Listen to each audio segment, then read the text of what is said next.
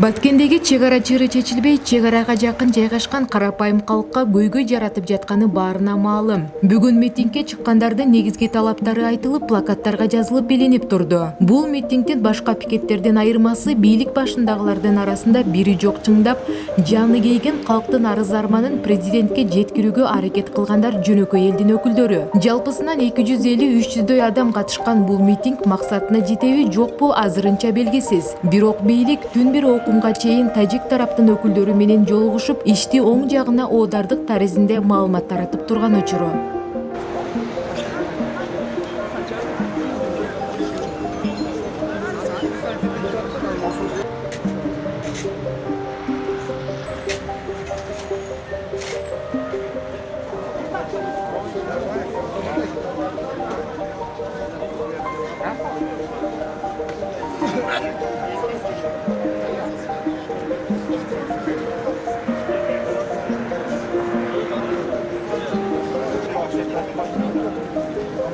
Азыр сүйлөшүп атышат, жана чек араны такташ керек. Демаркация жана делимитация деген маселелерден бул эки тарап сүйлөшүлөр да, ошонун баары такташ керек. Бирок ага чейин элдер ушул Баткендин эли, ушул Алапкандын эли ынтымакта болуңуздар, кол ачпаңыздар эч кимге. Ынтымагыңар болгон үчүн ушу чек араны коргоп келатасыздар. Биз сиздерге чоң рахмат айткандан башка сөзүбүз жок. Сиздер бүгүнкү күндөрдүн баатырысыздар сиздер. Сиздерге башыңызды ийип таазим кылабыз. Жашаганыма Аксайда төрөгөнүмө мен аябай бактылуумун. Себеп дегенде мурда сен каяктансың десе мен Оштон Баткендемин дечү элем. Азыр каяктансың десе мен Аксайдамын дейм. Элдин баардыгы билет.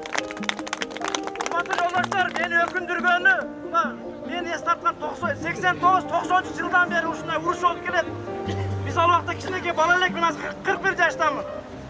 Биз мал багып, уй жайып жүргөн жайыттар, азыр биздин чоңдор барып бул жер, спорный жер, такталбаган жер деген мени өкүндүрөт.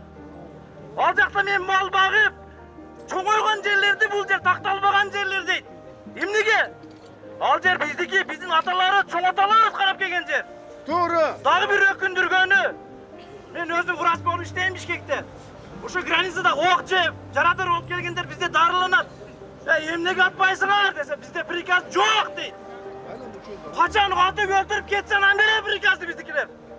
Мына жакында эле болду, апрелде болду, мен өзүм да бардым. Биздин Аксай айылынын элдерин Баткенге эвакуация кылып жылдырышты. Атайын көргөнү барсам, байкуш элим, апалар, балдар, кыздар спорт залда полдо жатышат. Ушундай шартпы? Кичинекей Аксай ошончо жерди карап аткандан кийин бир шарт түзүш керек. 1xbet букмекер конторасы. 1xbet приложениясын көчүрүү үчүн видеонун астындагы шилтемени бас. Ылдый түшүп, мобильное приложение дегенди басасыз. Бул приложенияны Android жана iOS дүкөнүнөн көчүрсөңүз болот. Жүктөгөндөн кийин эң жөнөкөй регистрацияны тандайсыз. Биздин өлкө Кыргызстанды тандайбыз жана кыргыз валютасын. Логин жана паролду сактап, приложенияга киребиз.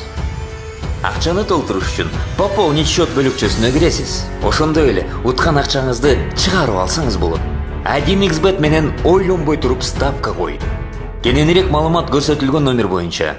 1xbet ишенимдүү букмекер.